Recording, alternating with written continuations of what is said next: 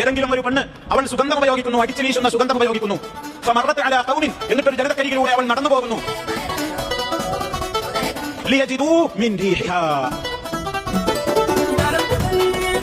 അവൾ എന്തിനാ സുഗന്ധം ഉപയോഗിച്ചത്? മറ്റുള്ളവരൊക്കെ ആസ്വദിച്ചിട്ട് മണം കണ്ട് എന്നിലേക്കൊന്ന് ആകർഷിക്കട്ടെ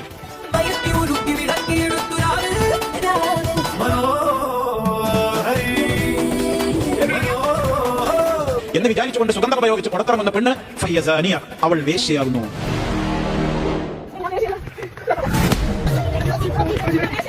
ആസിഫ് എന്നുള്ള ഒരു പ്രിയ സുഹൃത്തിന്റെ ഒരു ട്രോൾ വീഡിയോ ശ്രദ്ധയിൽപ്പെടുകയുണ്ടായി. ആസിഫ് എന്നുള്ള സുഹൃത്ത് ആ വീഡിയോയിൽ ട്രോളുന്നത് ഒരു ഉസ്താദ് അദ്ദേഹത്തിന്റെ ഭാഷണത്തിലൂടെ സൂചിപ്പിച്ച ഒരു ഹദീസാണ്. ആ ഹദീസ് ഞാൻ സ്ക്രീനിൽ കാണിക്കണ്ട്.